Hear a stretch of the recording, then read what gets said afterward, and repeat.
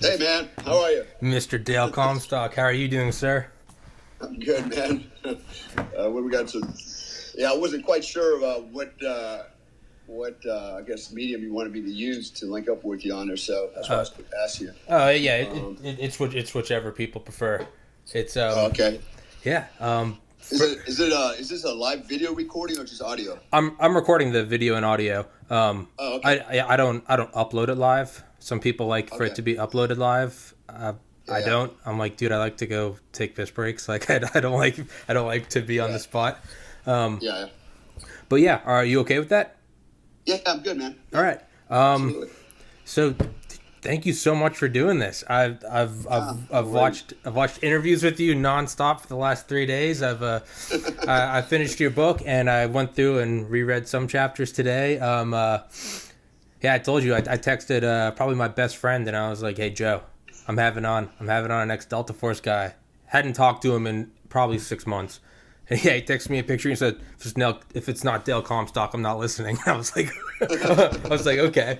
So, yeah, Very cool. this is, today's going to be Dalecast because, not Tommy's podcast. This is going to be Dalecast because you are hands down the most interesting person I've had on here yet. And, I feel like Appreciate it. I feel like I've already spoke too much. So, why don't you introduce yourself and just tell everyone how you've done more in one lifetime than I think most of us will do in 100. So, floor is Yeah. yours.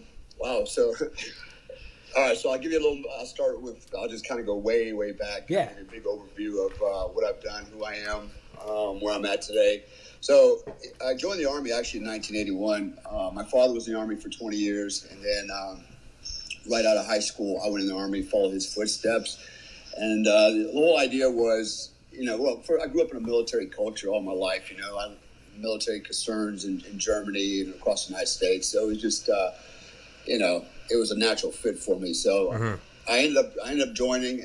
My goal was to go be an airborne ranger, right? And the way I got sold on that is I knew I wanted to go in the military, and then I saw an advertisement in I believe it was Reader's Digest, and they had a little one-page advertisement in there for Army Rangers, and they had the guy coming out of the jungle with camouflage on his face, patrol cap, rappel rope around his chest, car 15, and I thought, man, that's it. That's what I want to do. So I ended up going down to recruiters with two of my best friends, in fact, and we ended up signing up on a delayed entry program. So we signed up in the beginning of our senior year, went in the military finally. We started out in the 82nd, so at the last minute, like, oh, sorry, there's no Ranger slots, even though that's what we signed up for. It was like the switch and bait, right? But then they say, oh, no problem, just go to 82nd, just tell your sergeant major you want to go to Ranger school. There's no problem, and he'll send you, and it's no, Yeah. It's not, it doesn't work that way, right? But we didn't know. So anyways, I ended up in the 82nd, 325th Airborne Infantry, and then spent about a year there, and then I spent 3 years in the 82nd LRP detachment, down with the 13th Military Intelligence. And then I was at my 4-year mark, and I kind of hit a crossroad. I'm like, okay, first of all, being a grunt is okay, but it was kind of like I'm always, taking orders, cleaning my gun, sitting under a tree every day, wiping my gun down, and digging foxholes.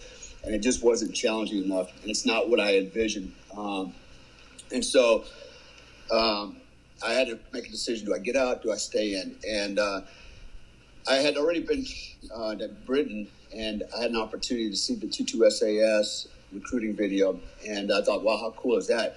And then I realized that Delta was our version of their SAS, but we didn't know much about the unit.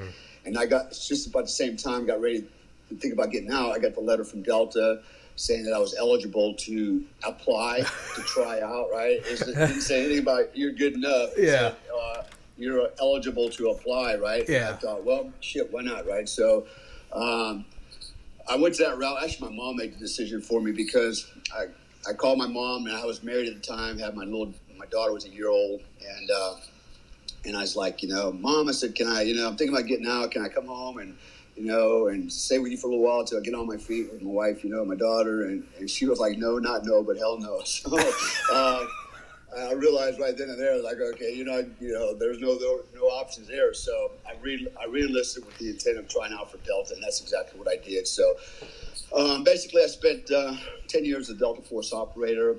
While I was in Delta, I had the opportunity to go to the Q course to be a Green Beret. I did. I went through and I got awarded the 18 Bravo, which is Light and Heavy Weapons Sergeant MOS. And then ultimately, I finally left the unit and I went to 3rd Special Forces Group and became a team sergeant there on an A team right up until I retired, basically. So I did a little bit of ops time, but not a whole lot of operations time. Most of it was all, door kicking and carrying a rucksack. So I retired in 1981. Prior to that, I was going to night school, got my bachelor's degree, I got my master's degree, and then I started a business before I got out. The process of starting a business, and I did, and then that was 2001.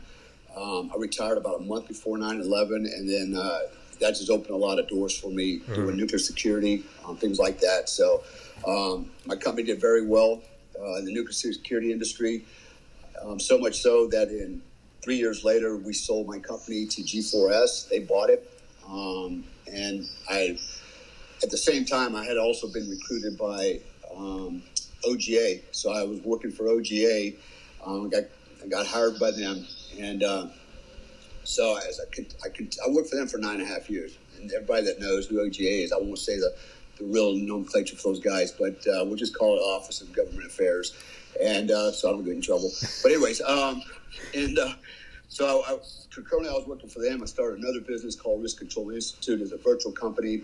And I did have some contracts under them that I was able to garner. And in 2011, I sold that company to another company called Intrepid. And they bought the company, and then I worked for them, running my former company under them, right, as a vertical. So I did that for a few years, and then all that went away, and I ended up going to Hong Kong and working over there for a company called Black Sand, running a protective detail for a multi-billionaire investment banker. And so one thing led to another. I ended up finally in Indonesia. That's another story, but I ended up here 6 years ago, and finally gravitated down towards Bali, where I'm at now, and I stood up a company here, a security company in Bali, and I primarily provide explosive detector dogs, patrol dogs, narcotic dogs for like the hotels here and some of the other bars and venues here. So that's what we do here for the most part.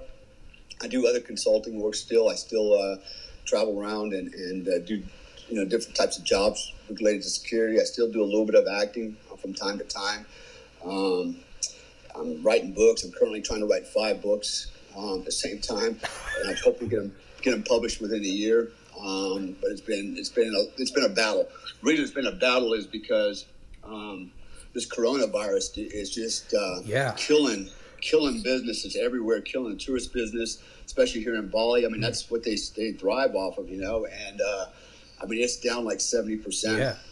And so it just has a domino effect, man. I mean, shops are closing, everybody's hurting financially, and it affects everybody. Mm-hmm. So we're feeling a little bit of the burn right now as well. And so I've been kind of just focusing on the business here to keep it, to keep it above water. So anyways, that's kind of what I do.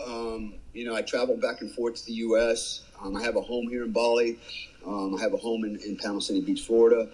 And, I go back and forth every couple months. And the reason I go back to Florida is because I still have my little girl there, mm-hmm. Boo Boo. Mm-hmm. And it's just so I can spend time with her and then, just do stuff in the States that I normally do. So, in fact, I've got a training seminar this month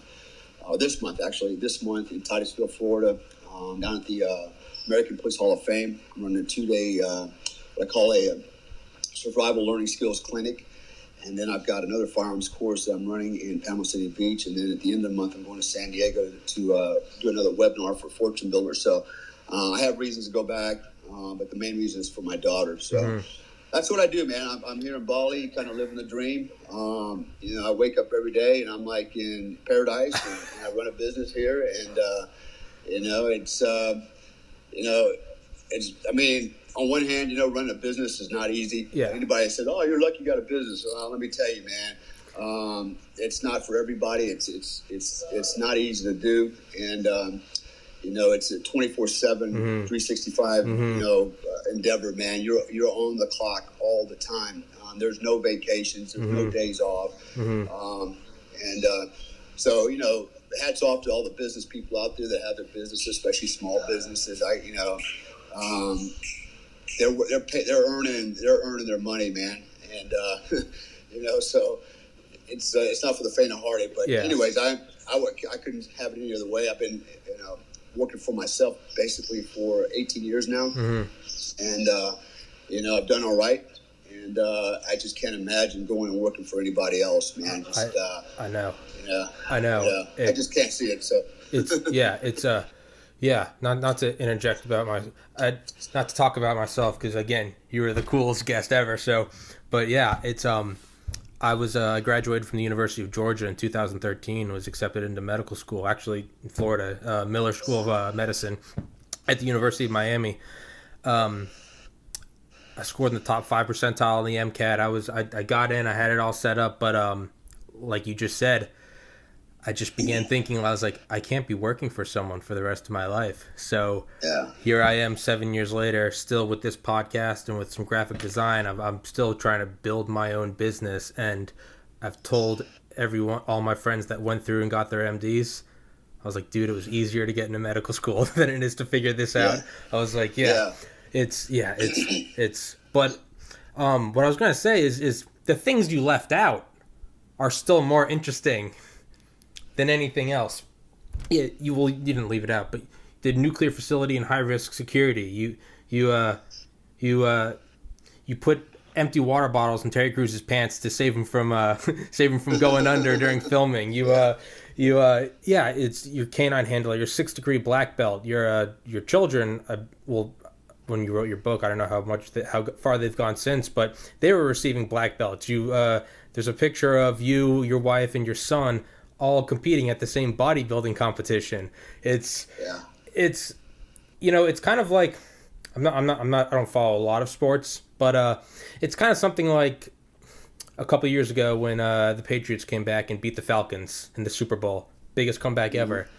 It's one of those things that I've heard people say, if that was a book or a movie, it would almost be cheesy because it's too fantastic.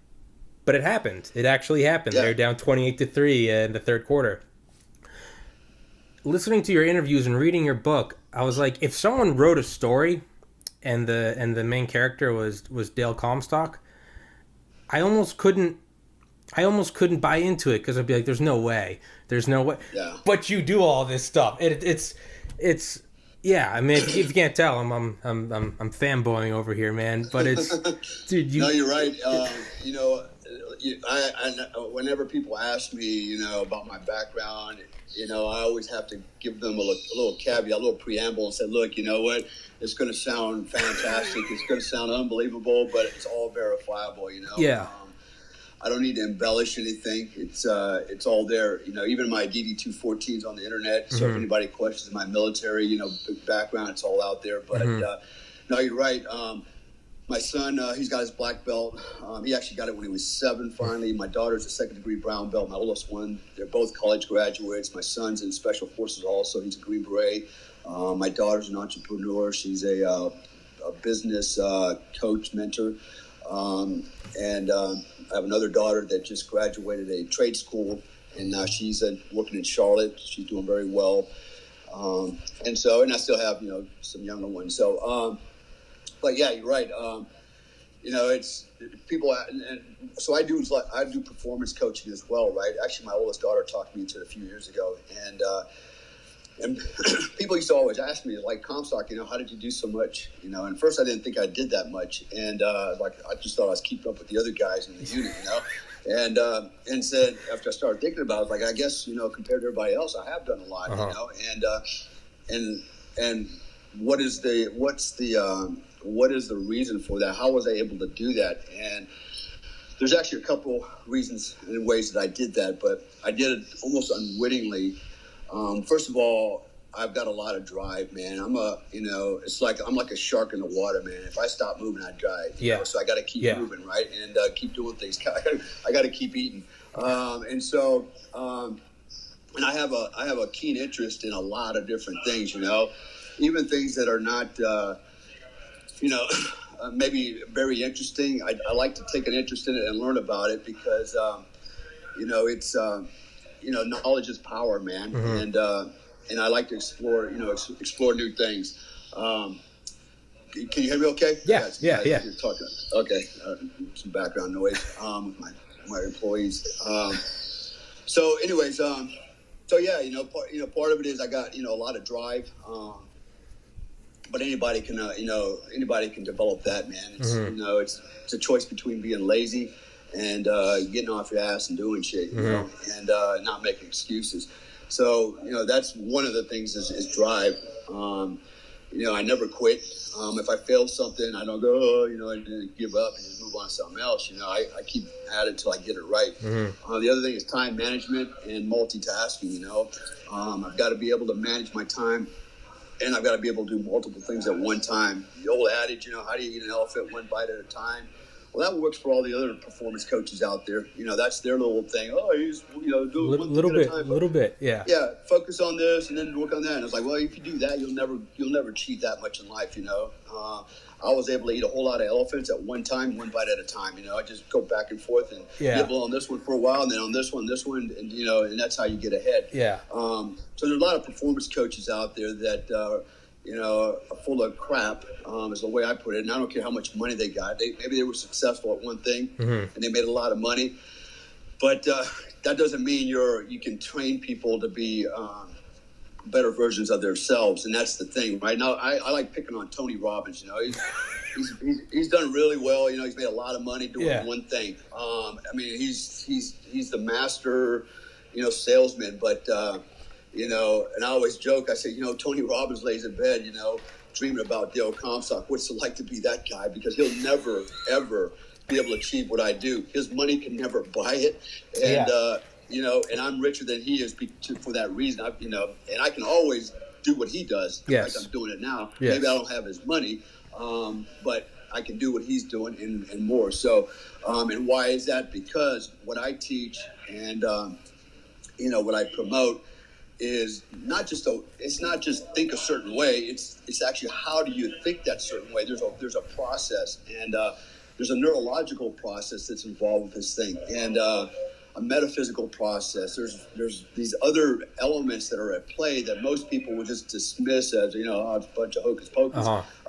And I say, you go right on and believe that, and let's compare resumes, because I can tell you my achievements are grounded in certain principles that are not taught in school. Most people would roll their eyes at it because they're linear thinkers, can't think outside the box, and they're not willing to challenge paradigms, right? That's the difference. I'm willing to challenge all paradigms and not just listen to, the crowd and just stand by. Let me tone these guys down, but hey.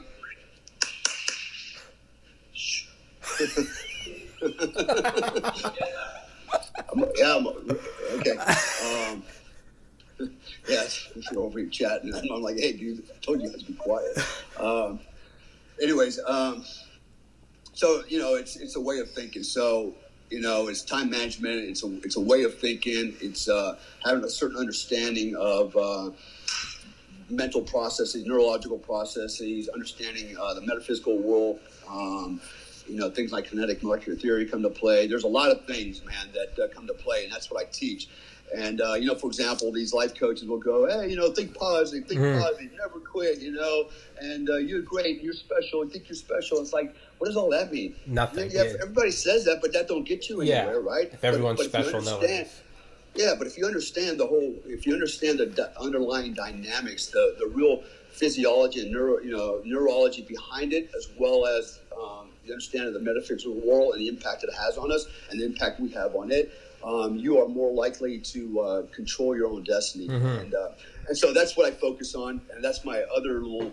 Besides this business, that's the other thing I do all the time. I do a lot of life coaching. I work usually 16 to 18-hour days. I'm in my office here till at least midnight every night. I'm up by 6 or 7 o'clock. And, usually I'm in the office early in the morning doing, coaching people around the world on performance and things like that. So, but to your earlier point, yeah, you're right. Most people can't believe it, that I can do all this, but it's all verifiable. Mm-hmm. There's nobody out there that, has yet to call me out and call me into question, Mm-hmm. for anything. I mean, because they can't. It's legit. So, I mean, I've had a few people like, freaking ex-wives and shit that, ex-wife that, they want to sling dirt, but it still holds no water, Mm-hmm. So, it's part of living, man. I mean, some people just, live to work. I only work just to live. If I don't have to work and I can live, then that's what I'm going to do. I'm just going to have fun, And so that's why I enjoy doing so many things. And the other thing is, I've got enough skill sets that, today maybe I'm running a business. Tomorrow I'm doing life coaching. The next day I may be doing acting. The next day I'm doing some type of tactical training somewhere. Or next day I'm doing some kind of business networking. But I've got things I can do in multiple income streams, to keep me going. And that goes back to my earlier point. I don't have a boss. I am my own boss. I get up when I want. I go to bed when I want. And life is good. I won't say it's super easy. But when you're doing something you enjoy doing, you're doing something you're passionate about. It's really a labor of love. Yes. Than, toiling over something really not enjoying. Yes. And so, I always, kind of tell people, motivate people, hey man, you have choices. Life's about choices. You can go work for the man from 8 to 5 where it's safe, get a paycheck, and 2 weeks vacation every year. And you don't have to do anything but just go to the job, drop, and grind it out.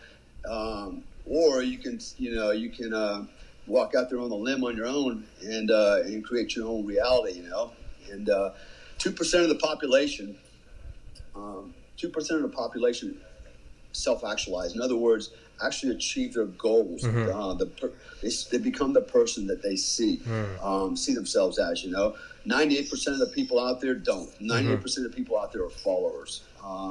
I teach people if you want to get ahead in life, you have to be able to lead yourself. Okay, you have to apply leadership principles to yourself in everything that you do. It's a form of discipline, and without it, you'll go nowhere in life. So anyway, that's kind of I did. I didn't mention, but I've got 6th-degree black belts, got 1st-degree black belt. I was a professional boxer, PhD. First MMA, PhD. In alternative medicine, master's degree in business and organizational security management. Speak a couple languages. I mean, I can just go on all day long. And it's one of those things like when I decide I want to do something, I focus, I get on it, I get her done, and then. One of my flaws, I guess, is I get bored real easy. So once I've mastered something, it's like, man, okay, I'm done. I want to do something else, right? Yeah. I can't stay focused on one thing, and that's probably to my detriment because when I stop focusing on something, it just kind of wanes, and dies on the vine. And whereas if I just stayed focused on it, I could probably be very, very successful at it. I had a guy one time tell me, he's a friend of mine. I've worked for him quite a bit. He's very wealthy.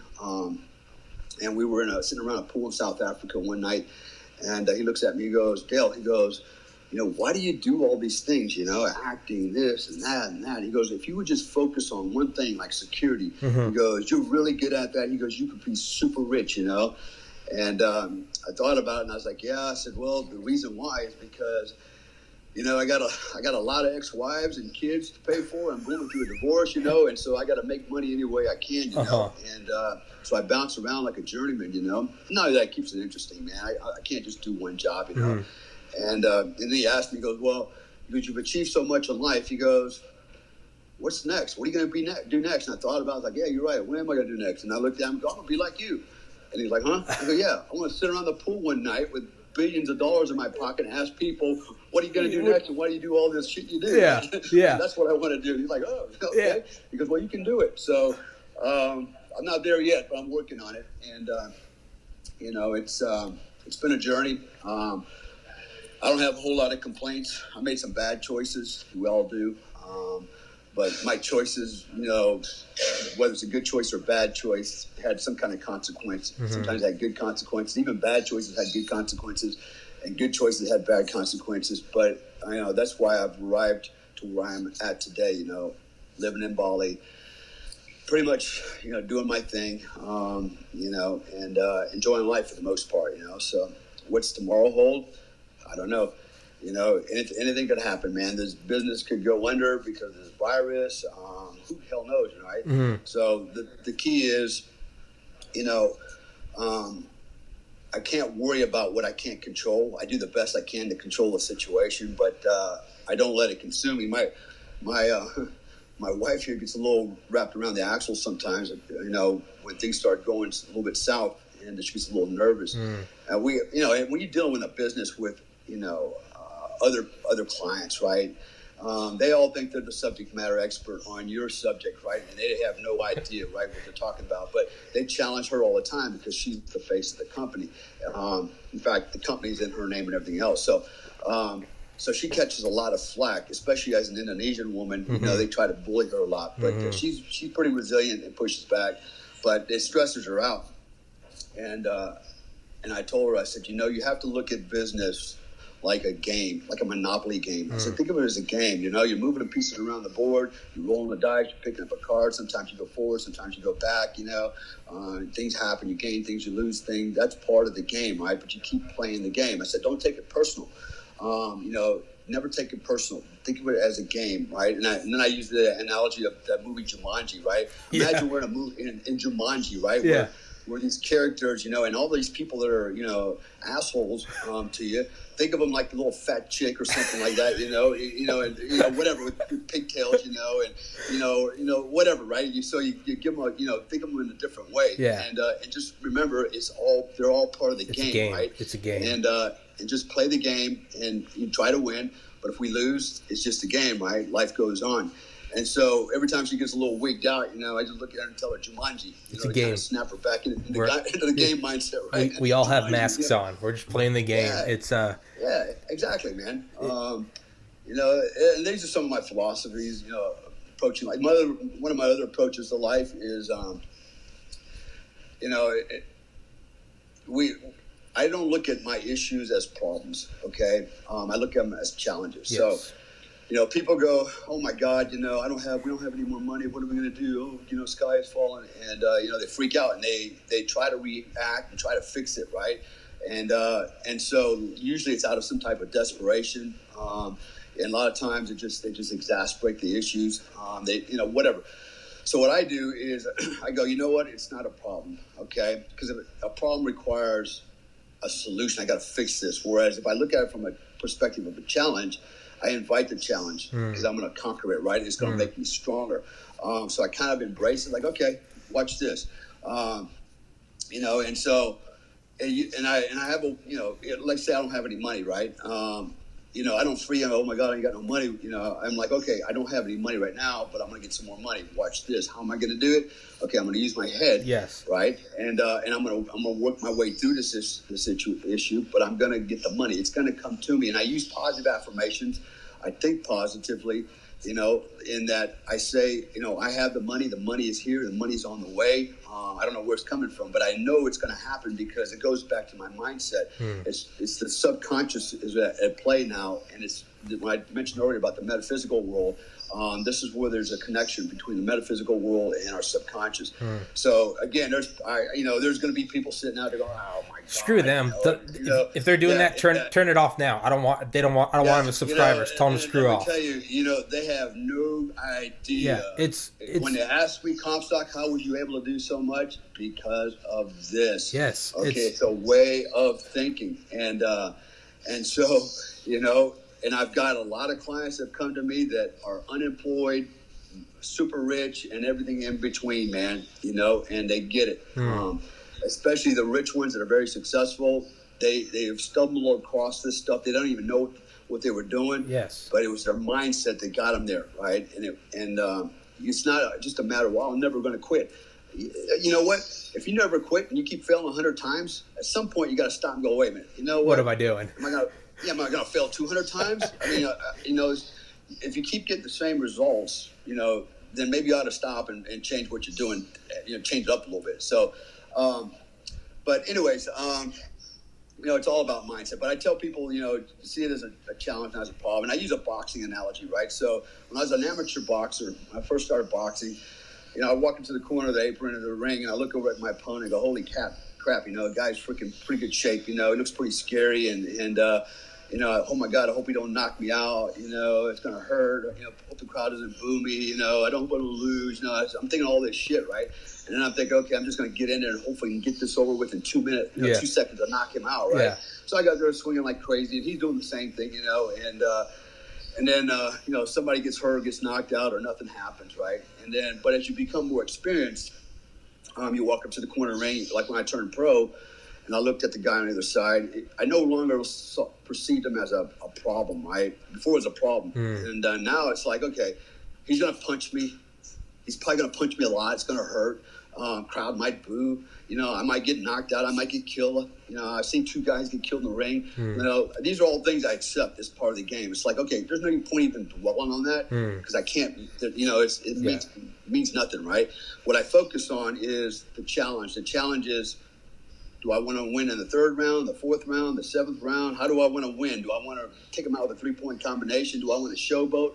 Or do I just want to be there, just the focused, quiet guy just going down there doing my job and getting out of the ring, So I was, the big picture is me holding the belt up at the end. And so when I went in there, I had a different air of confidence because it's no longer a problem. It's a challenge. The challenge is I want to win. And this is how I want to win. I wasn't fighting out of survival. It was no longer survival fighting. It was going in there to impose my will and be the champion, right? So the mindset was different, okay? That stems from a lot of things. It stems from experience. Also, it stems from understanding what you're facing because we fear what we don't know. But once we understand it, we use our fear for that, right? And now we can actually focus on what's more important, like strategy and the outcome. And so it's mindset, and these are the kind of things I like to teach people, and these are the kind of things that help me get through my life every day, and it keeps everything in balance and helps me keep my sanity. But I won't lie to you, I'm a human being too. There's things that get to me. It's like, oh man, and then a lot of times they'll stress me out for a second, and then I have to stop, sit down, go keep calm, stock, take a deep breath, drink some water, breathe. Okay, practice what you preach. Okay. And I've got to, you have to do that. It's part of learning and growing. So I'm always learning, I'm always growing, I'm always relearning, to keep myself going forward. So, and the other thing I found out too is, a lot of times, so your brain, your brain gets its energy from glucose. It doesn't burn fat, it burns glucose. Okay. And if you're down on carbohydrates, you're down on glucose, you get goofy, you get loopy, right? And you get, and not only that, you're low on your hormone levels, you get moody, depressed, and I noticed that I tend to get a little bit more emotional, a little bit more depressed when I haven't eaten. I don't have any carbohydrates in me.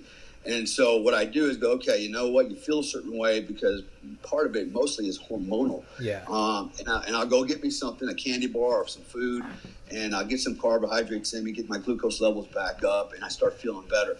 Women are good for this because I've noticed with, my ex-wives, all my wives, right, and girlfriends, I can always tell when they're hungry, even if they don't tell me they're hungry, because they get all pissy, right, and grumpy. And I'm like, and then I realized, yeah, they're hungry. I said, and I've learned now, hey, just go put some food in them, and they'll be okay. And sure enough, man, it works. 30 minutes later, they're all happy again, because they need that carbohydrates. But women seem to get more aggressive than men when it comes to that. I don't know if that's a primal response to needing food and hunting and foraging or what that is, but I have noticed that, and I've also noticed with me, I just get kind of goofy, man, and and a little depressed. I don't get angry. I'm like, I can't think clearly. So these are kind of things I like to talk about,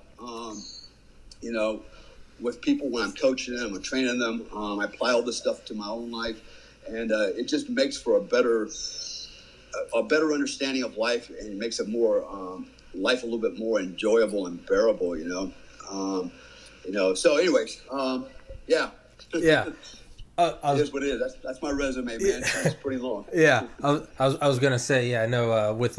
With girlfriends getting hungry, you can't say, hey, go get some food, because eventually they'll catch on that you're. Oh, so you think I'm bitching? You gotta subtly be like, hey, babe, let's go get a milkshake. Are you craving a milkshake? Because I'm craving a milkshake. You gotta suave. You gotta be suave. Yeah, exactly. Exactly. But I wanted to further touch on the visualization, the mental, the positive affirmations, because it's something I've done my whole life, and like I emailed you, I had never known anyone else to do it, and for most of my life, I didn't exactly know what it was I was doing. It was like you said, you'll find successful people that they'll have figured it out on their own without knowing they figured it out. You know, it's like Right. it's like if you put people on other sides of the world, eventually they're probably both going to discover fire. They don't necessarily have to Right. teach each other. It's because or physics. Physics is a great example. The laws of physics are permeable. They permeate all. They are universal.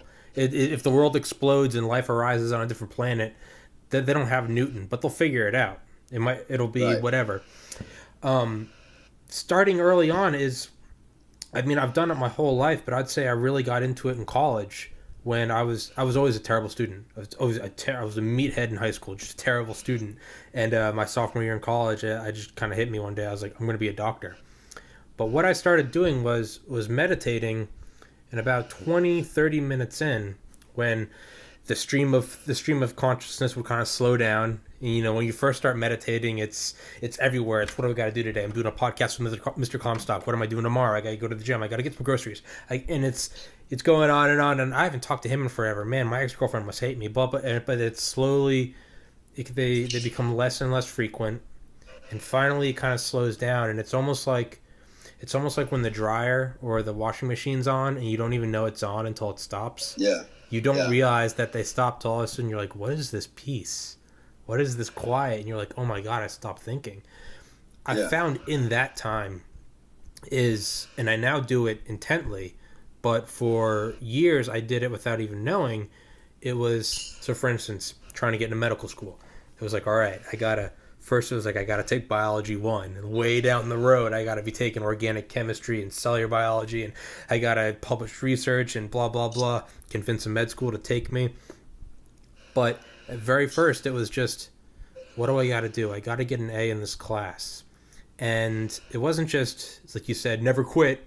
You can never quit, but that doesn't mean you'll win. So it wasn't just, Right. I'm going to work hard. It was like, I was like, what would it feel like?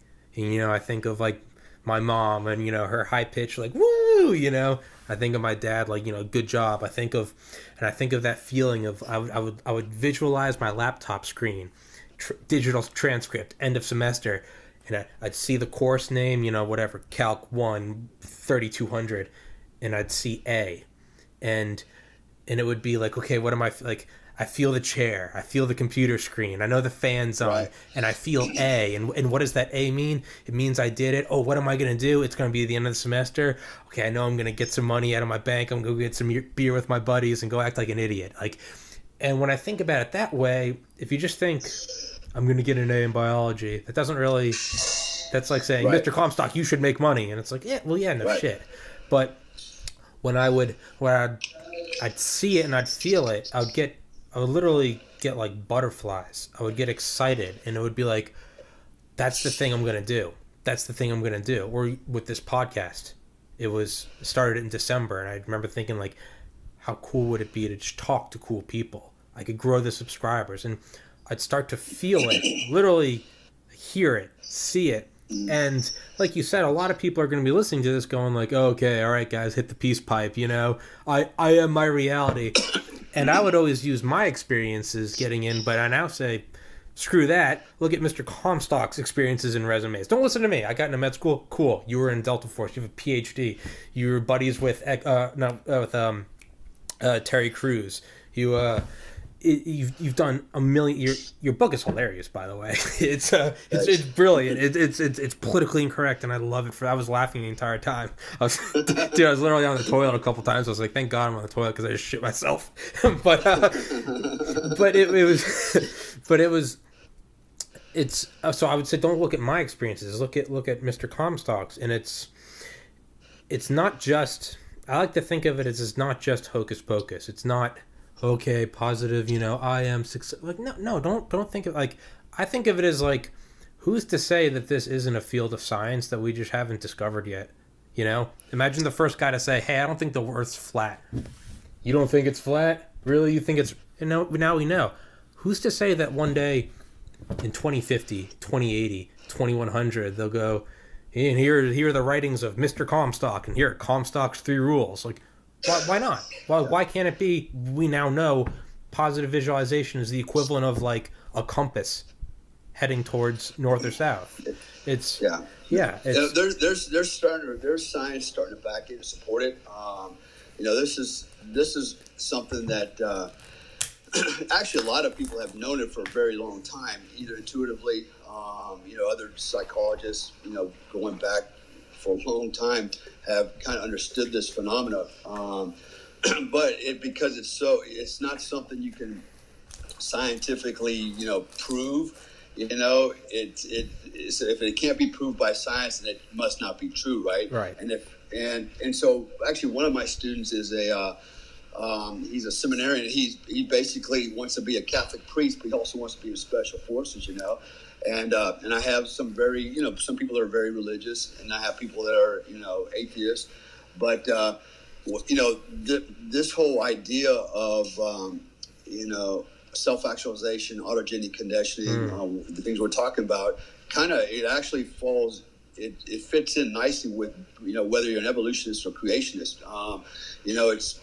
For example, if you're a creationist, you say, God created the universe. Well, then he created, the metaphysical world. He created all the stuff that we're experiencing. Yes. And if you're an evolutionist, then it's the same thing, right? Evolutionary wise, we have developed certain, the sixth sense, yes, the etherics, all this other stuff that,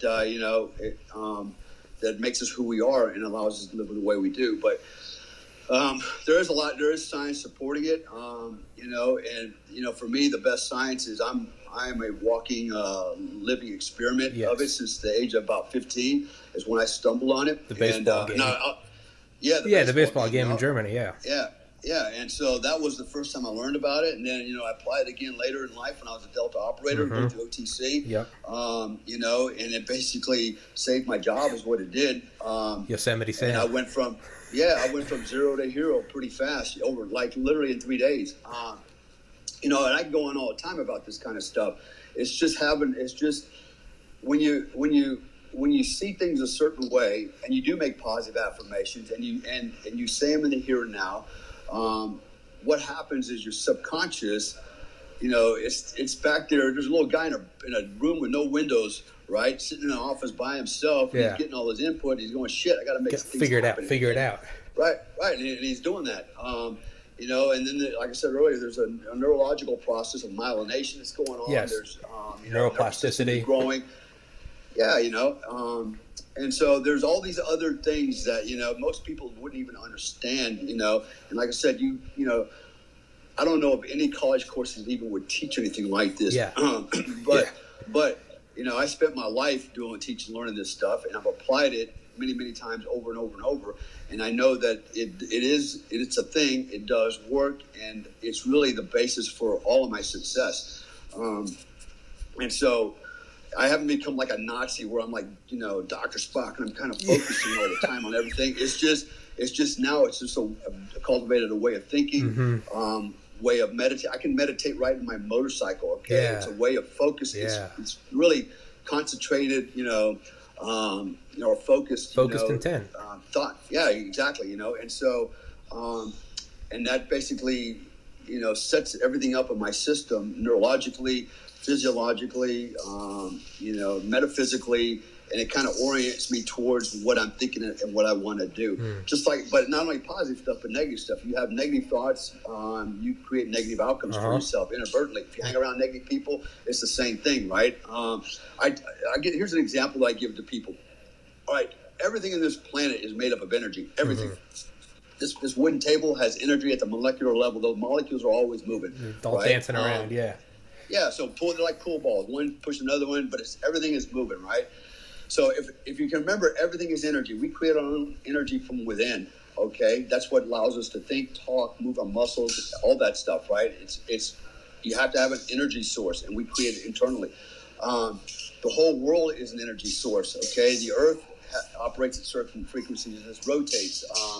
Everything has frequency. So right now, I'm generating thoughts in my mind. Okay, and basically what I'm doing is, creating. I'm moving my tongue, my vocal cords to make sound. Okay, which is what? Frequency. Yeah. All right, vibration, wavelengths, et cetera, and I'm talking to you through a phone on the other side of the world.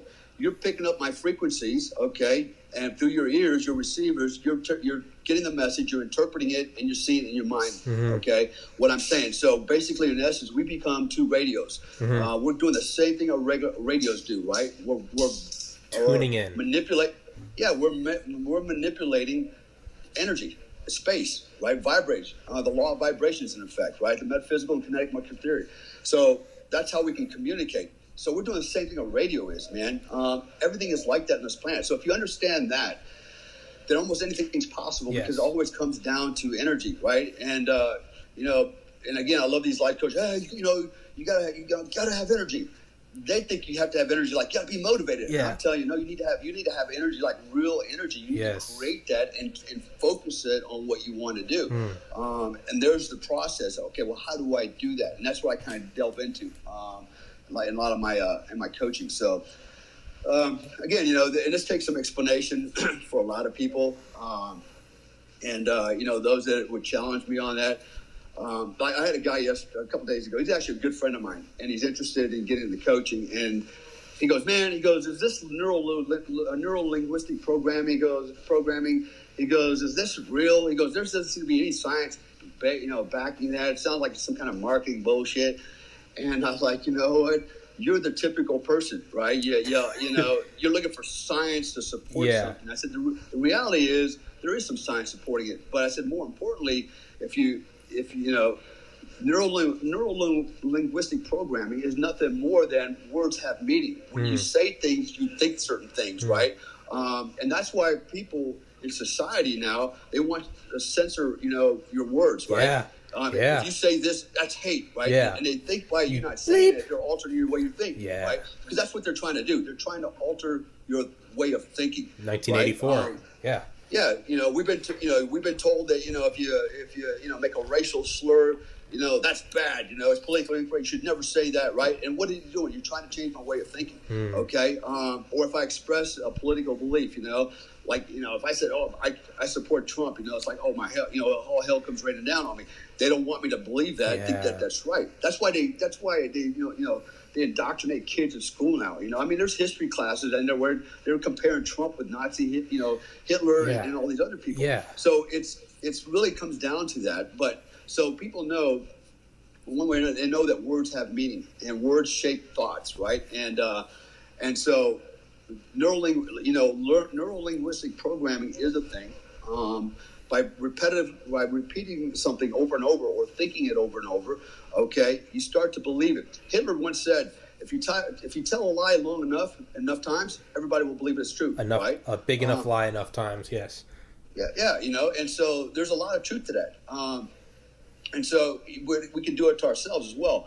If you always tell yourself, I suck, I'm a terrible person, I'm stupid, well, that's what's going to happen. You're going to be stupid, you're going to suck, and you're going to be a terrible person. Yeah. That's your life. You just created your own reality, right?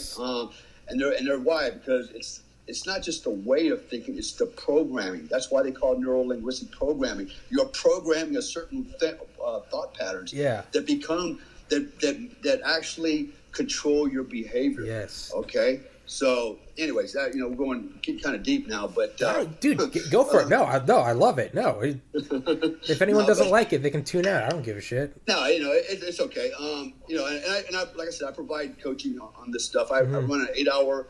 It's actually 8 weeks, 1 hour and a half a week seminar or coaching classes for people that are interested in everything from weight loss to getting in better shape physically, getting in better shape mentally, to being more successful, to how do you build a business, it's survival learning skills, how do you protect yourself, how do you think, a certain way, be a thriver, not a survivor.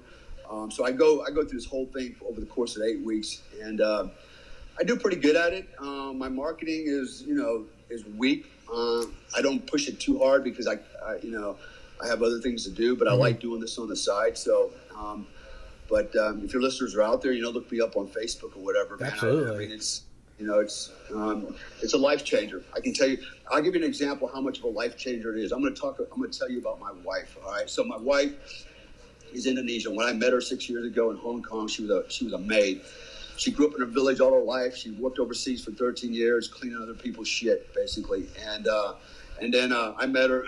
One thing led to another. Over time, we built a relationship, and we came. She moved back to Indonesia. Then I came to follow her back over here, and she's got a 6th grade education, which is probably 5 levels higher than most people have. Here in Indonesia, you have to pay to go to school. It's not compulsory. If you want to your kids to go to school, even in elementary school, you got to pay for it, right? Oh. Yeah, and you got to buy the uniforms, all this stuff, right? So she was lucky to make it to 6th grade.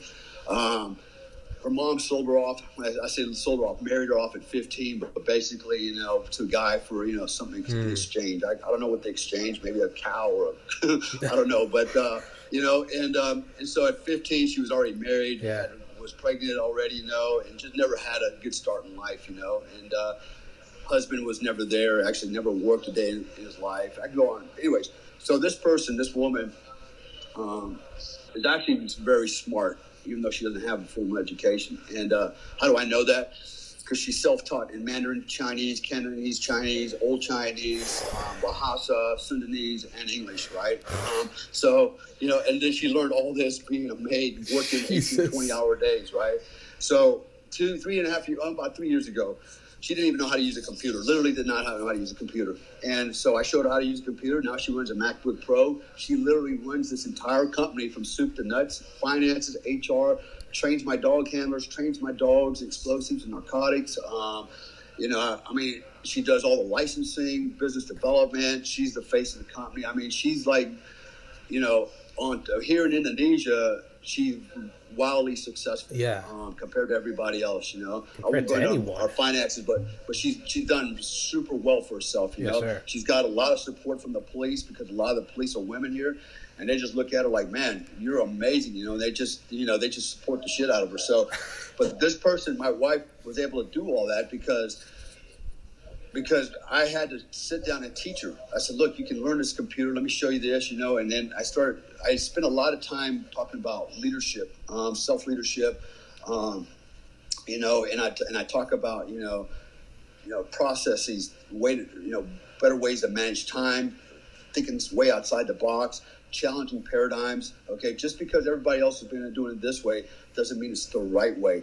Be asymmetrical, get outside the box and do it a little bit different. And you might be more successful. And so we have actually adopted that philosophy here. And since the day we started this company, we vowed that all our employees would get paid every payday, on time, all time, full amount of money. That's very unusual here. Okay. We know that people, they go weeks, month without getting paid, because their employers just don't pay them.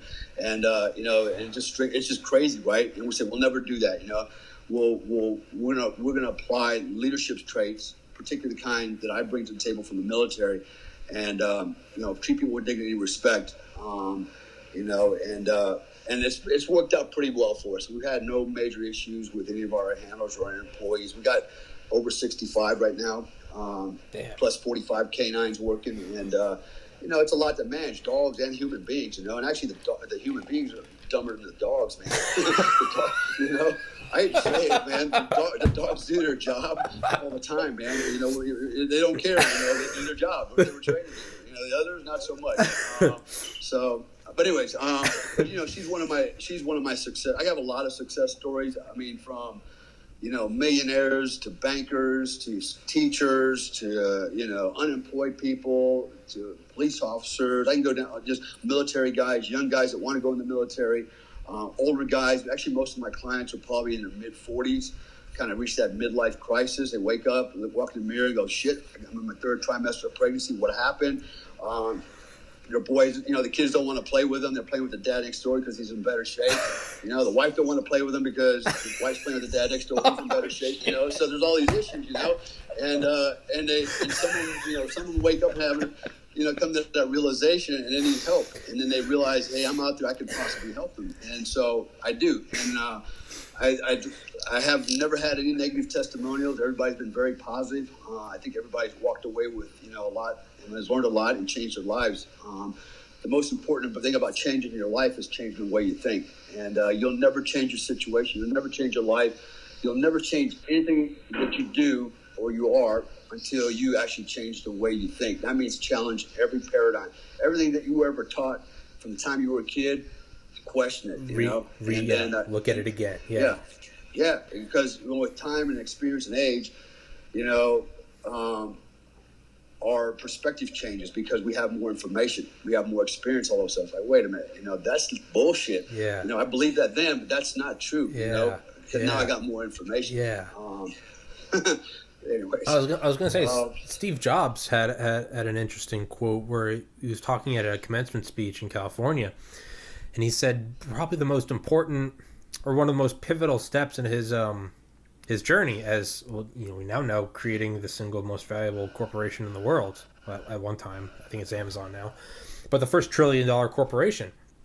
But he said it's a massive moment when in your life, in your journey as an entrepreneur, when you've been pushing back at the world a million different times and nothing's working, and then finally you push against the world and you see something give somewhere else. And he goes, at that moment you realize it is not static. It is not a set. It's not made out of concrete. He goes, It's malleable. And then you start to realize things that you've just always accepted as, these are the rules, and we do Monday through Friday, and we go to the store, and we go on the roads. He's like, someone planned the roads. Someone planned the calendar. Someone planned where this store was. All these social norms. I'm going to wear a tie, and because all these things, he goes, you start to realize, oh my God, these can all be changed, because they were all created. And I think you keep touching on that, but I think that's the most important part, is to realize that none of it is set. If you just look at it and say, well, this is kind of what you talked about on the podcast I listened to, once you're at 35, you're over the hill and you gain weight I'm not a billionaire and I'm not Dale Comstock, so I go 9 to 5, I go Monday through Friday, and that's just what a guy like me does. Fuck that. Yeah. You got to look at it and go, it's self-fulfilling prophecy, yes, man. Yes, it's what it comes down to. And someone smarter than both of us, Max Planck, the famous physicist, every Planck's law is Planck length, one of the biggest names in physics. He said, if you want to get the reality, or was it Nikola Tesla? Either or, they're both brilliant, so it doesn't matter who it was. If you want to reach a certain reality, you must align with it. You must align your thinking with it. Once you reach that frequency, you will be there. He said, this is not spiritualism. This is physics. But that's one thing I always think of is like, it's Einstein talked about how his most brilliant thoughts were when he would be meditating and he would think of something and it would come to him. So it's not forget Mr. Comstock.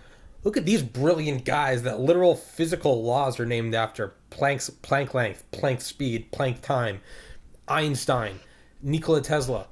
These guys all talked about, if you want to reach a certain place in this reality, in this existence, you must match it with your mindset. And they all said the same. They're like, this isn't woo woo woo, hit the peace pipe, kumbaya. No, this is no different than a radio. You're tuning in. When you want to get to a different radio channel, do you go, oh, well, I guess this is just the song that's on? No, fuck that. You change the channel, and then you find, whatever, Led Zeppelin. You're like, you change the frequency. You're like, this is it. This is it. And it's tuning in. You align yourself with the right frequency, okay? And frequency is everything. Everything. There's healing frequencies over 524 hertz that have been shown to reverse disease, cancers, things like that. There's different frequencies that affect mood. For example, if I listen to some really slow, Marvin Gaye music or something, it makes me just relax and want to go to sleep, But if I listen to some head banging metal music, it time gets to go me to the amped gym. up. Yeah. If I listen to something that has white noise in it, like sitting in the back of an aircraft with the APUs running, everybody goes to sleep. That white noise just kind of lulls everybody to sleep, So it's frequency. These are all frequencies. Our way of thinking is congruent with certain frequencies, and you get certain results from certain frequencies. I tell people all the time, if you feel a little, out of sorts, a little depressed or whatever, a little anxious, take your shoes and socks off, go walk around inside the grass for a little bit. And basically, feel it in your toes, ground yourself with the earth's frequency. That's the natural frequency, That's why the American Indians, they talk a lot about, the spirits, and they talk about the animals and being in touch with nature, they really get it, man. They understand that piece of it, that we really are, just one piece of this whole big, electrical sphere. We're part of this whole component, man. And so, you're right. Those guys, Einstein, everybody, man. The physical, the physics behind it is what drives us, man. And it always comes back to energy, man. It's always about energy. I got a quote here that I got from about Albert Einstein. It said, the only source of knowledge is experience. And that's so true, right? Because, knowledge is power. We fear what we don't understand. And so, the only way we really know something is once we've experienced it, And so, you can read books all day. So I'm kind of digressing a little bit here, but go for it, dude. There's no structure here. Talk about whatever. Yeah. No, I'm looking. I've got all these things come across my feed about life coaching certificates for $25. Be a life coach in 30 days.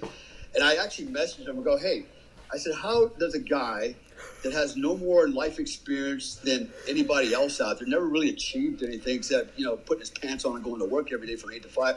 How does he become a coach and mentor other people? Because in my mind, I would think that if you want to be mentored, you want to be mentored by somebody that's done that, achieved all that, right? Yourself. And reached certain heights, right? And of course, they deleted my message, which is funny because all these people were on there like, send me, to them. They're like, I want more information. How do I get this? I'm like, man, you guys are a bunch of gullible lemmings. Yeah. Man. But, and I look out there, man, there's a lot of people out there doing this. And it's like, actually, I have coaches that were Tony Robbins coaches, trained by Tony Robbins as life coaches, and I'm now coaching them. Because I asked them, I said, how did you do? Well, not too good. Why? Because you really don't have the foundation experience to talk about it, right?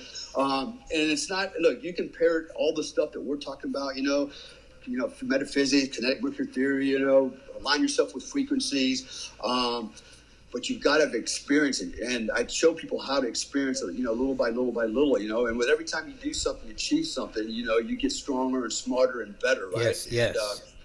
And like, I have a little saying I always, put out there. It's, with every victory I'm empowered, with every defeat I'm more resolute, but I will never quit, right? And because I know I keep learning and learning and learning. And that's how you grow. You grow from mistakes. You grow from failure. That's how you succeed in life, right? Anyways, I kind of got a little off on a tangent there. No, not at all. Let's see. There's actually got people messaging me here, and maybe they'll listen to the podcast. I don't know. I saw your questions earlier. People always tell me I have the bladder of a 9-year-old. Do you want to do those questions? Yeah, we can. If you want to do the questions, I saw a bunch of them on there. Any one of them that you think would be interesting. Oh, sure. To answer them. Yeah, sure. Let me pull them up. I wanted to, my question before we go down that. I wanted to. Oh, one more thing for everyone listening. I forgot to you were 23 when you got into Delta Force. That's just a. Yeah. When I was 23, I was stealing mailboxes with my friends. Actually, at the time, I was one of the youngest guys ever make it there. There's been a few since then, but at that time, it was kind of unprecedented. The average age was about 33 of the guy that made it, I guess, I made it through it physically, and I guess, I impressed enough at the board that they thought, they should give me a shot. So, But, even back then, it was all mindset, man. I was determined to make it through the course. I trained like a madman. getting ready for it, and mentally, I prepared myself, because it was a big command board that I had to face, and 3 psychologists, everybody, and I mentally prepared myself for anything they might throw at me. The most important part was being reasonable and sensible in my answers, and not assuming that they want to hear. They don't want to hear from Rambo. But they don't want to hear from Pee Wee Herman either. They want to hear from a guy that's like sensible, can make a right decision, knowing that there's always not a right answer. So and I guess I answered the questions properly, or good enough, and so there I was. It was a great experience. Probably a lot of people define me by the guys in Delta Force, but that was a long time ago, and I actually don't define myself by that anymore. It's like, okay, I'm still, technically, once you're a Delta operator, you're always really a Delta operator. But, that's one of many of my achievements. I became a Green Beret. I worked for OGA, which that in itself was a very tough achievement. Very few guys can make it through all of that, including the polygraph, and then I've actually worked as a mercenary. I mean, a real mercenary, not fucking Blackwater, and going to go out and be a contractor. I mean, literally working for foreign governments, killing bad guys on their behalf. And, and it was all legal. Everybody go, oh my God, that's illegal. No, it's not illegal. It's not illegal as long as the government you're working for is politically aligned with our government, right? Yes, so if I went and did that for North Korea, I'd be in trouble. If I did it for Russia, I'd be in trouble. If I did it for Iran, I'd be in trouble. But the people I did it for, the American government supports them. Yes, so, sir. So I've done a lot of things on that level. Actually, the last time I was deployed downrange was about 4 years ago, live fire, doing the real deal. So at my age, I'm still out there. I'm almost 57 now, and I'm getting ready to get on some more projects that are high risk, and they require the body of a young man. But I keep myself in shape. Yeah. Go to the gym 4 or 5 days a week. As strong as I ever was. I've still got it physically. I'm not. I've broken my back in helicopter crash. I've torn ACL, meniscus. I've had concussions, but my body's 100%. I mean, it's 100% functional. There's nothing wrong. I don't get up complaining because why? I exercise. Yes. I have the right mindset. I try to eat properly. I drink a lot. I drink a lot of wine at night when I'm working, but and I eat hamburgers. But it's everything in moderation. Yeah. It's a mindset. I wanted. I was gonna say that deer story, chasing down the deer. Yeah. One of my dad's best friends. My dad has a story about them hunting years and years ago, but he was like, we were out there, and his friend, we'll call him Bob. Bob was chasing a deer, but he got off the radio. No one knew where he was, and my dad was there.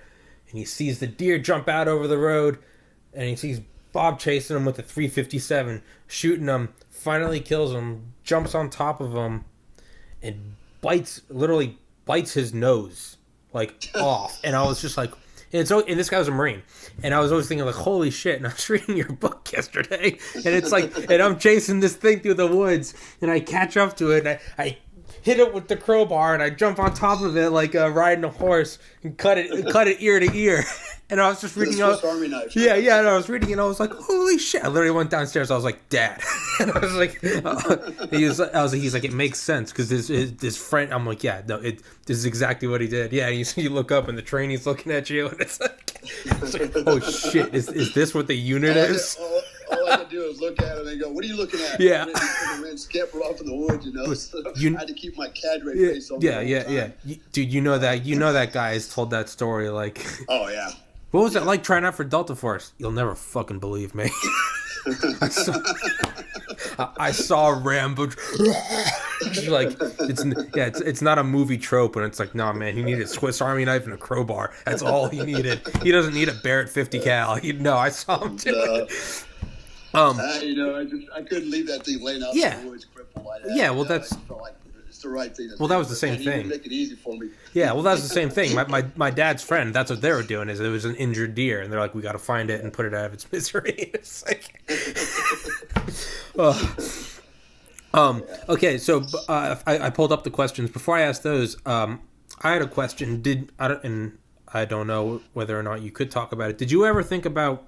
I don't even know, because when you brought up Delta, it was like you receive a letter that says you're eligible to apply. It's like the ultimate, like, right.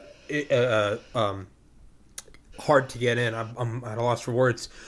Did you ever think about going towards, I don't even know if it's still the same name, the CIA's Special Activities Division, SAD, Special Operations Group, Special Activities Division. Special Activities Division, yeah. Brown Branch. Yeah. It's, yeah. Did you, of course you know, you're smiling at me like, you gotta. We won't talk about that. Okay. No, okay, we won't talk about it. Yeah. You can read into that. You know, I said OGA earlier, so that covers the bases. Dale, you monster! You're the Office of Government Affairs. That's who I work for. Yes, the Men in Black. 9.5 years. The Men in Black. Yeah. Okay, so I got up the questions. I sent them to you. Is there any specific one you want to go through, or do you want me to just choose some? Yeah, just choose some. Okay. Yeah, pick some, man. Okay, well, some of the questions can be found in your book, so I'm not going to go over those. What did you do before Delta Force? Well, you explained it all, but it's also in your book. Yeah.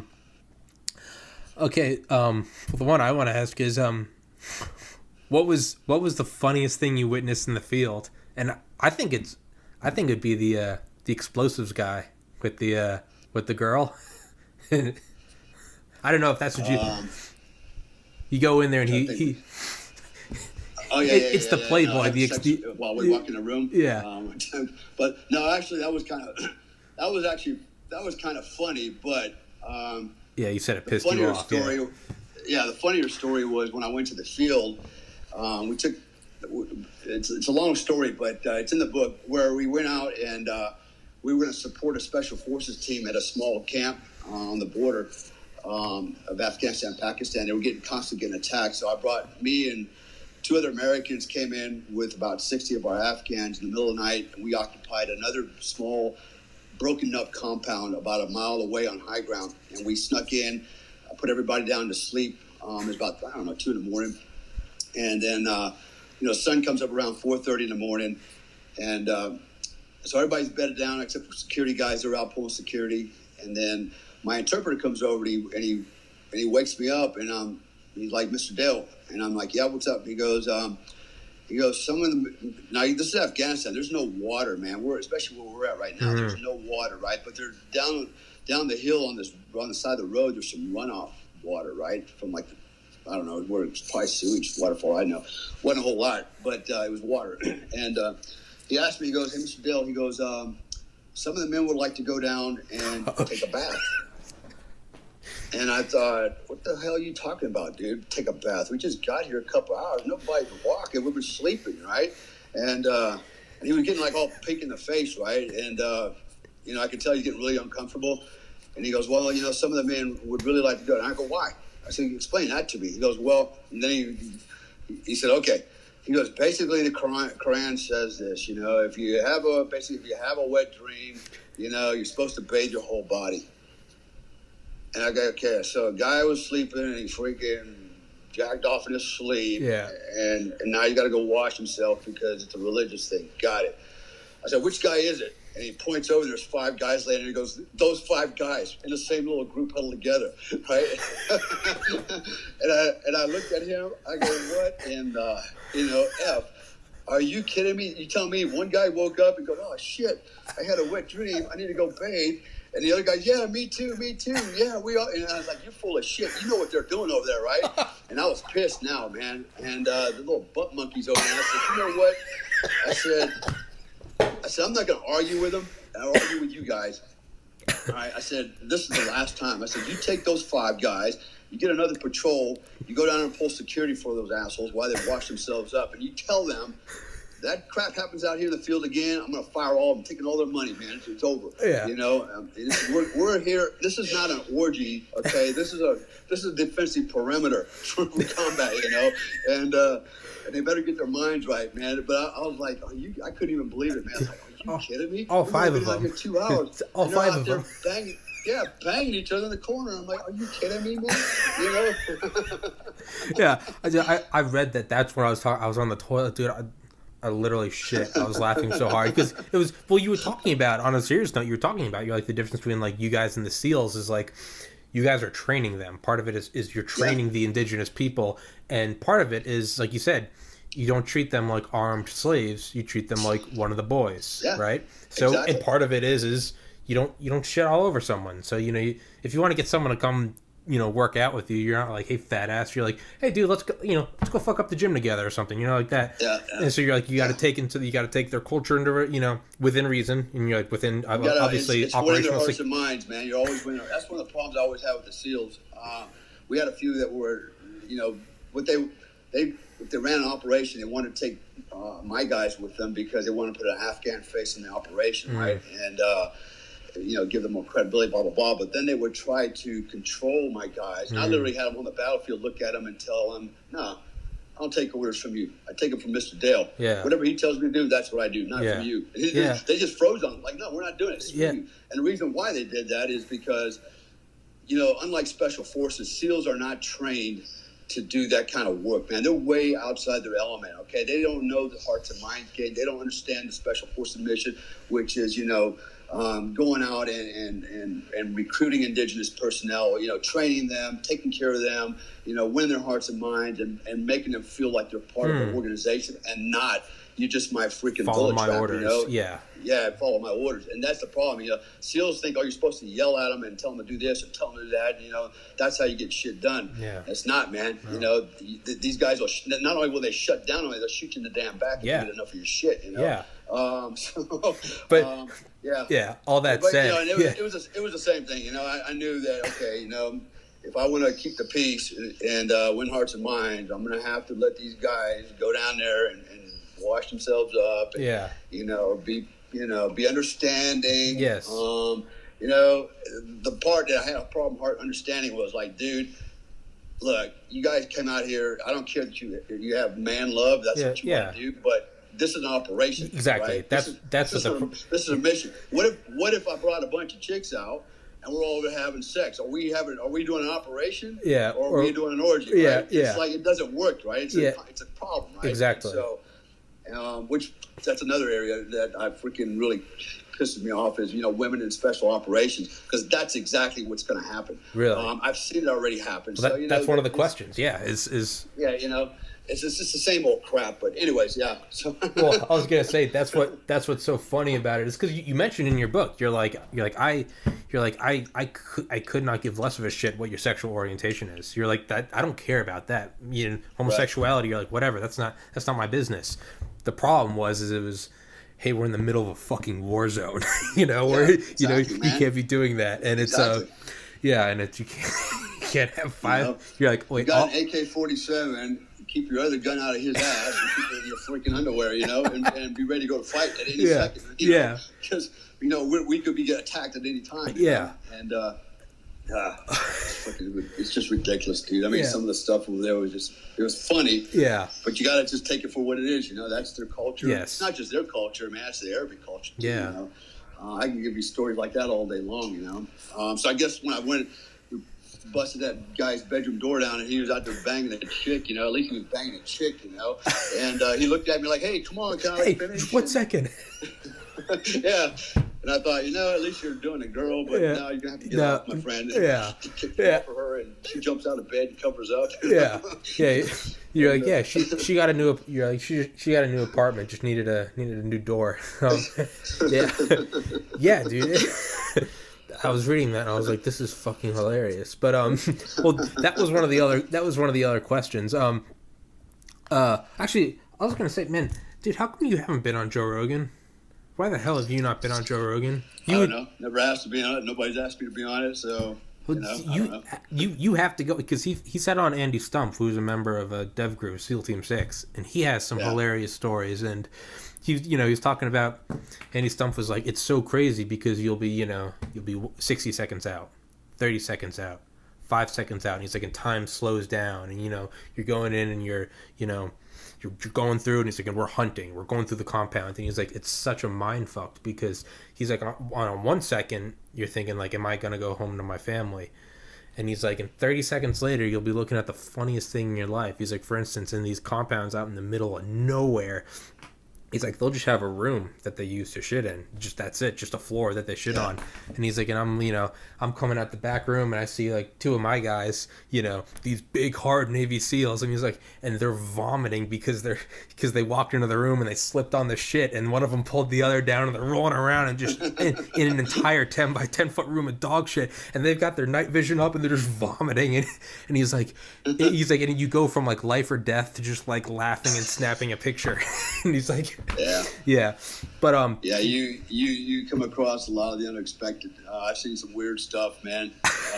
All kinds of weird shit. It's like, it can throw you for a loop. Yeah, well, so that's what one of the comments was. So he talked about Andy Stumpf, and he said Andy Stumpf talking about DevGru, and he said the more elite you get, he said it's often the more childish it gets.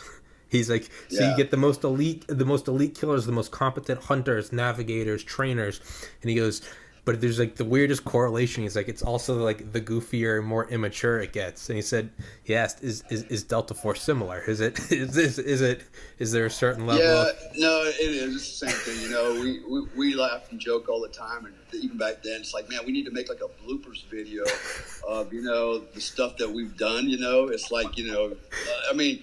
Even in my book, I mentioned, my blooper was on the prison when that damn firing system got wrapped around my boot and the charge fell off, Yeah. It's like, if you're going to capture that on video, it'd be funny as shit, But nobody saw that coming. I sure didn't, but it happens, And I bet the NRO or the National Geospatial Agency, I bet they've probably got some bloopers, some above top secret bloopers recorded. Yeah, they're all the time, man. There's all the time. There's something, just funny shit, man. Yeah. I had a guy one night. We were on a patrol on the side of a mountain, and it was just a small goat trail, and it was muddy and slippery, and you really had to keep your balance and be very careful. We're wearing night vision goggles, and my interpreter was an Afghan, and wearing his night vision goggles, and then we're walking along, and then all of a sudden. He slips and falls over the cliff, goes down the hill, way down there. And I'm like, holy shit, right? And he's laying on the bottom, and I'm like, okay, is he dead or alive? And he starts moving around, and he's like, okay, I'm okay. And he's climbing back up the hill, and finally get him back to the top. And I'm looking at it through my night vision, and I see all this black stuff running down his face, and I realized it was blood. He basically broke his tooth off. It went through his lip, and everything was bleeding down his face, And I'm sitting there, on the side of the trail, I'm trying to get the medic over to clean him up, and I said something to him. I can't remember what it was, and he was trying to basically make an excuse for why it happened, but he wasn't really trying to make an excuse. He was just trying to let me know, hey man, sorry, my bad, it's nice the first night I ever wear night vision goggles. And I'm like, what? This is the first time you ever wear night vision goggles on a combat operation? I said, that's why you fell over the cliff, idiot, because it's not like anyways, and we stitched him up right there, and then well, actually wasn't long later on that same trail we ended up killing a bunch of Taliban that night, but just stupid stuff, man. It's just unexpected shit that happens, and guys falling over cliffs, driving over cliffs, and just a lot of weird stuff, man. Inside the buildings, you're right. I've gone in clear rooms, and guys are laying in bed sleeping with chickens, literally sleeping with a chicken. Like a pet chicken. I'm like, really? I didn't want to get up. Like you're disturbing me and my chicken. I'm just gonna lay here.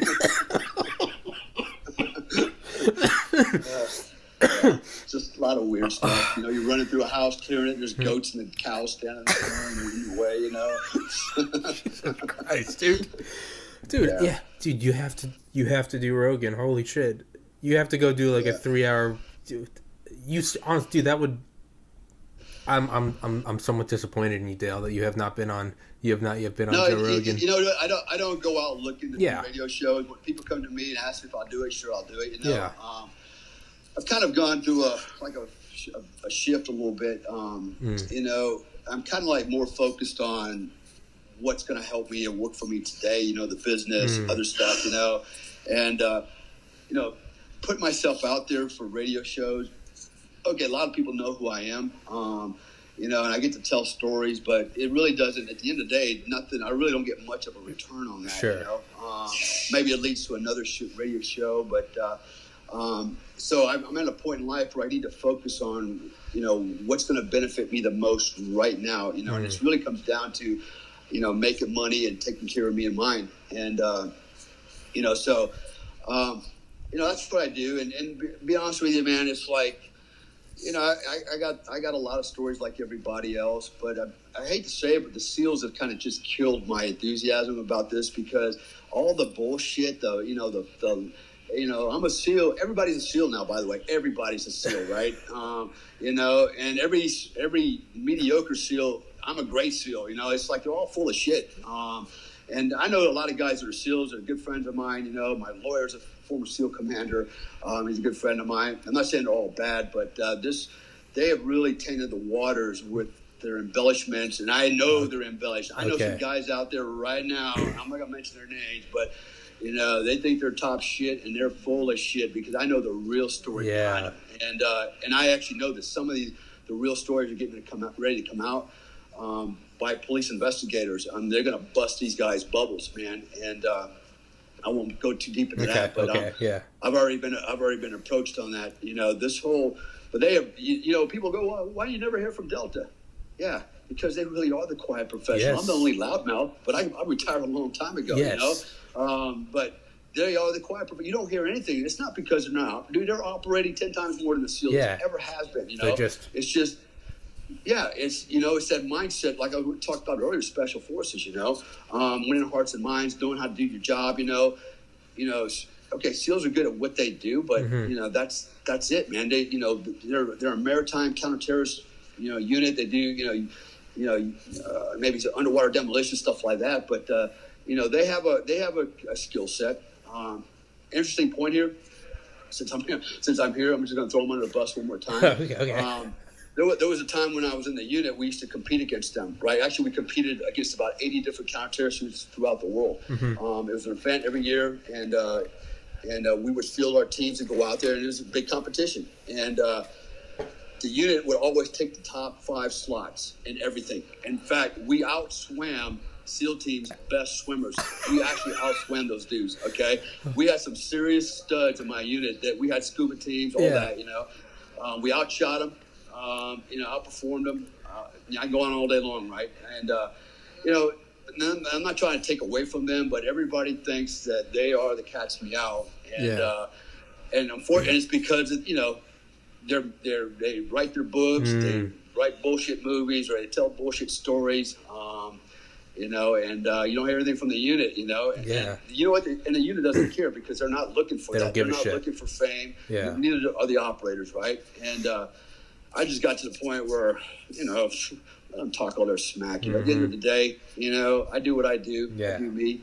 And if you want to hear what I have to say, great. If you don't, I don't care. Yeah. I'm doing me. I'm living the dream of Ollie. Yeah.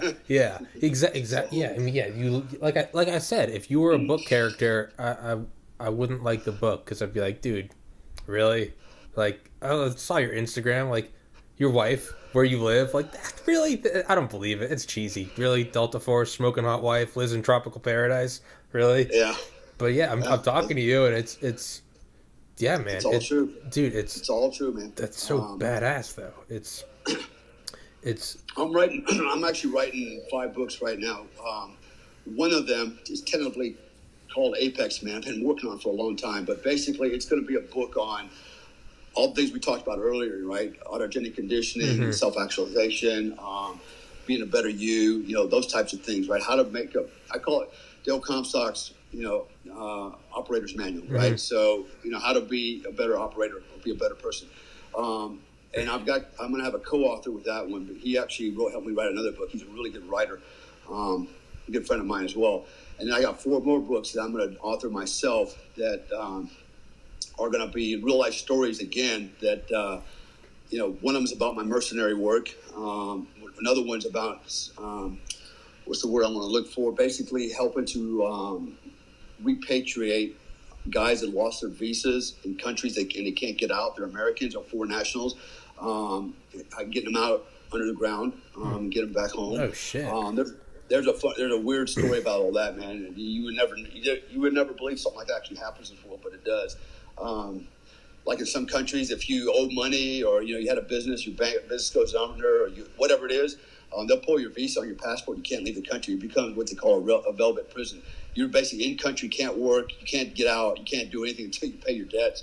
And I know guys that have been in one country. I know one guy has been there about 8 years now and can't get out. His wife and kids are already in England, and he hasn't been able to see them. And so, but it's not easy getting them out either. And so I'm writing a book on that. I'm writing a book about some of my bodyguard experiences. I was protecting a multimillionaires in Los Angeles for a while. Smoking hot 31-year-old, fell in love with me. It was just nuts, man. It was just nuts. And I literally walked away from millions of dollars and probably the best piece of ass ever. I mean, I just couldn't do it, man. I'm like, this is, my principles, got the better of me, and even then I was 53, and she was 31 years old, no kids, never married, millions and millions of dollars, dude. I'm rolling around in a BMW 750 Li. I'm living in a $15,000 apartment by myself, underneath hers. Man, it was the way I'm writing that story. It was a very interesting story because of the temptations, why I became her bodyguard, and what was going on with her. And she was being threatened by a notorious gang out of Chicago. Stole over $1 million worth of diamonds from her. I can go on all day long about that story, but that's gonna be an interesting story. Then I've got 2 more that I'm writing. One of them has to do with a client I had in Singapore.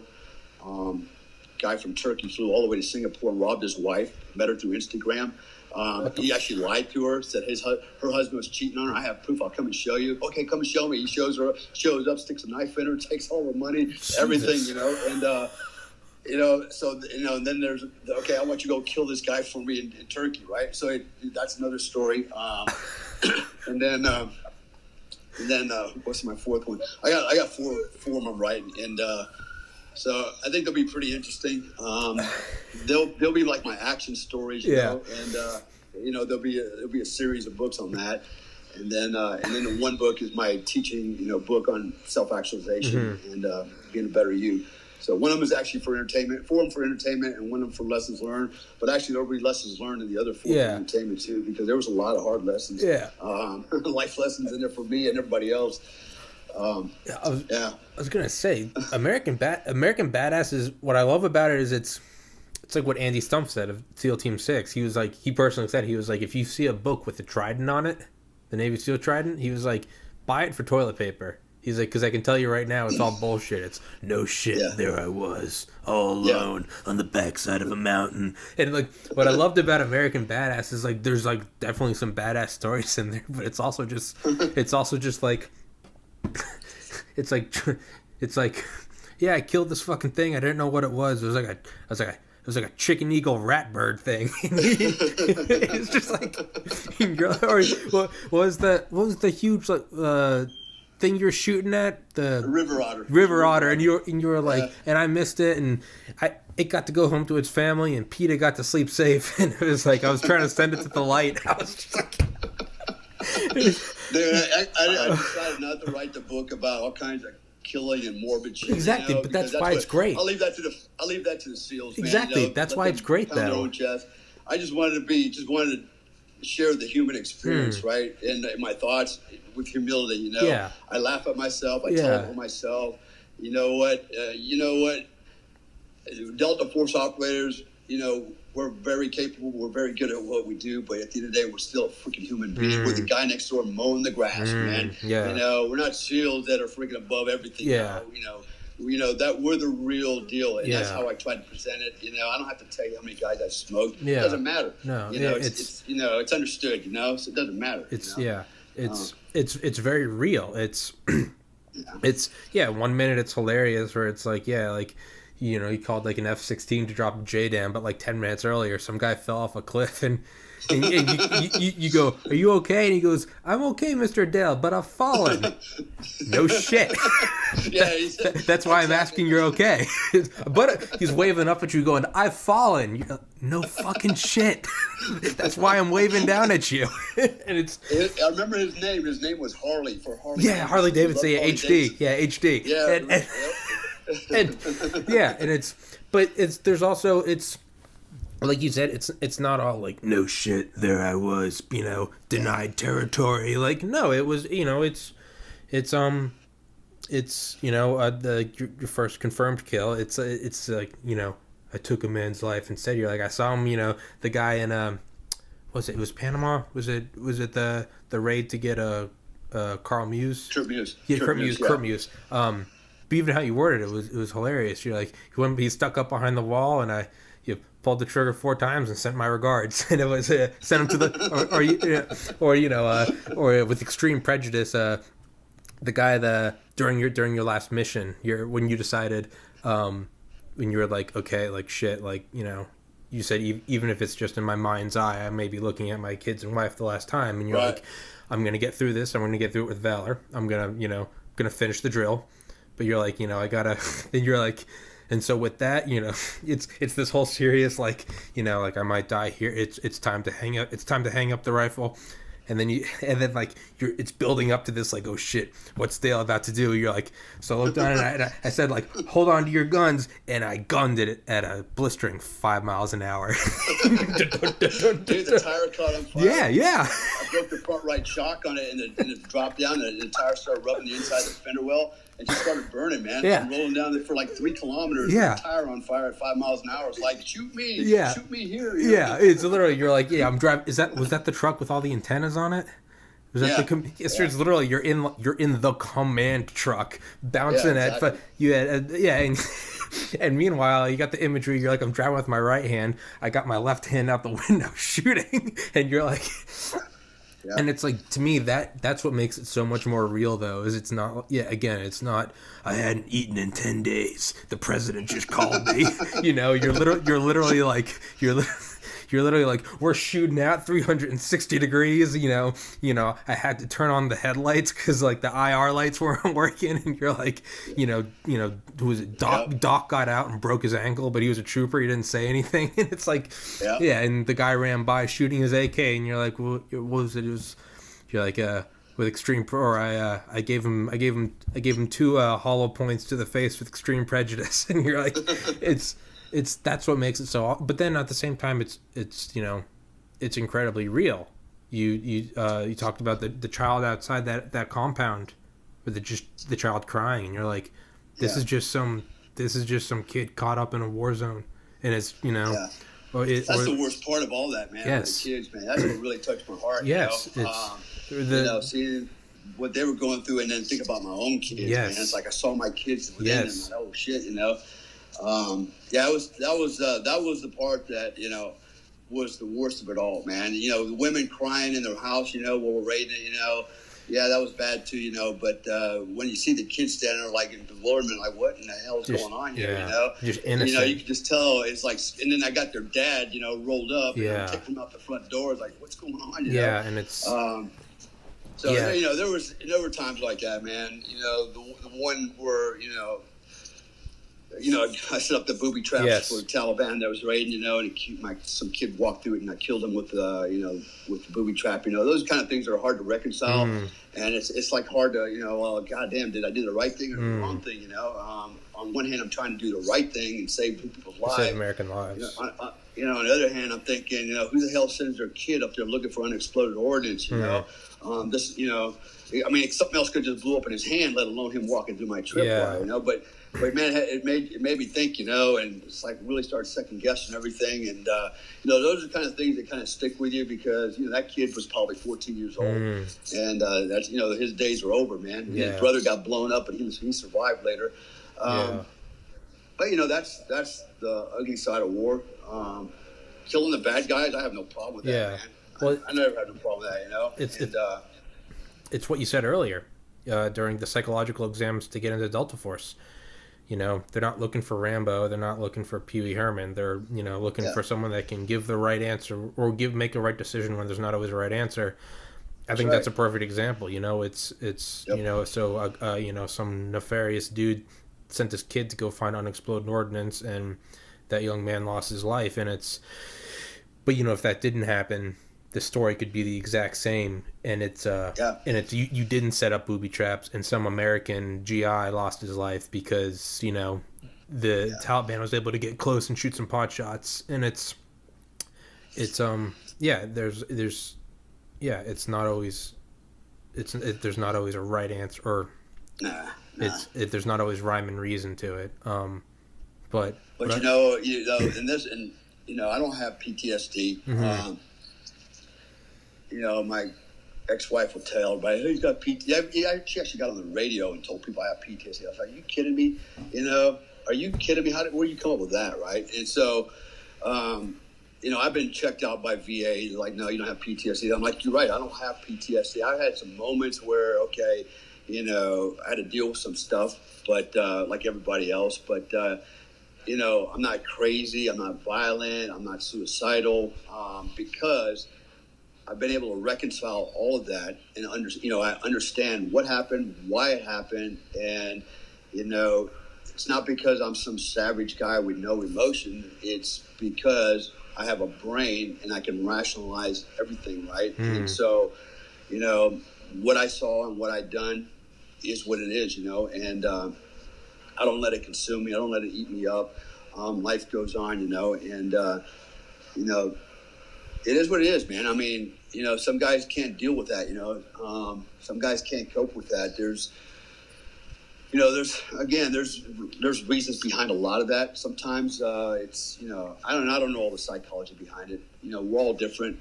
You know, it's just like my canines, man. I got some canines that are just some badasses, man. They just, I mean, you can run them over with a tractor, man. They'll just get up and keep on fighting. And I got some that'll just, you know, run away in the corner, shit and piss everywhere. You know, it's you know. And then some days they have good days. You know, they'll impress the hell out of you. But in their, you know, down at their DNA level, you can tell they're not that strong, not like this one. You know, and people are the same way. You know, we can compensate and mask a lot of our, you know, weaknesses, or you know, some of our insecurities, some of our shortcomings.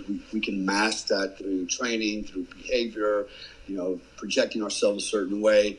But a lot of times, you know, it's in the torrents of life that we really see a person's true character. It's like, okay, who are you now? Let's see when the shit is on, you know? And so, and I've seen that. I've seen guys, you know, I mean, I've seen dudes who are just complete cowards, man. Complete cowards, and people died because of them. Guys that were Billy badasses, you know, been through all the training, had the berets, you know, and just freaking failed, man. Failed to win, you know. And then I've seen guys that have, like, you would never expect anything out of them, and all of a sudden they're the hero of the day. It's like, damn. They just nut up. Yeah, you talked about that with some of the nocturnal emissions guys. You're like, you know, you're like, they may be they may be holding hands together, but you're like, God damn, when the fighting starts, they stand up, and you're like, they're ready to go. Right. And it's they holster one gun and pull the other one out and get away.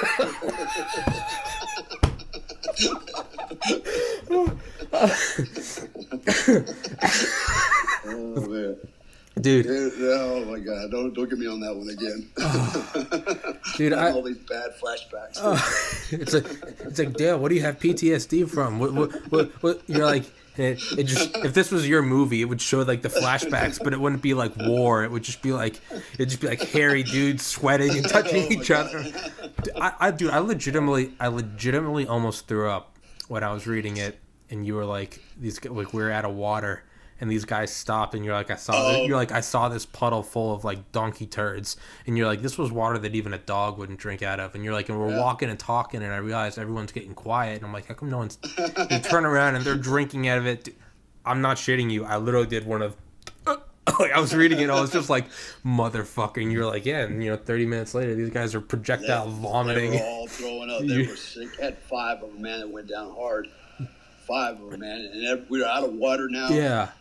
I had no discipline, man, and I was totally unprepared for what they did. I expected more, and I'm like, shit. It was bad. But what do you do, man? We're like, there's no recovery aircraft. You're in the middle of nowhere, yeah. We're in the middle of nowhere. Yeah. The only way we're getting out of here is we're gonna have to walk out of here, and there's no water. Yeah. And it's gonna be a long way to go. Yeah. It'll be a couple of days. Yeah. And I was like, that was a challenge there for sure. They brought shaving cream and razors, and you were like, what the fuck are you guys doing? They were shampoo. Yeah. The guys out there freaking. Yeah. I'm like, what? And you're like, they've got their, what was it, their polyprene underwear, and you're like, heavy polypropylene underwear. They got the long johns on, the tops on, and they're putting their BDUs on, and I'm like, what are you? I mean, we're getting ready to walk. It's man. 140 degrees in the shade.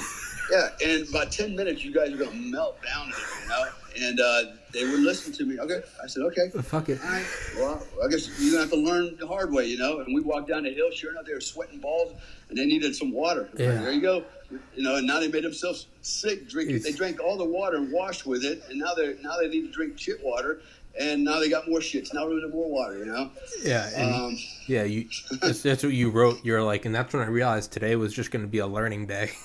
You're like, they're going to learn one way or another.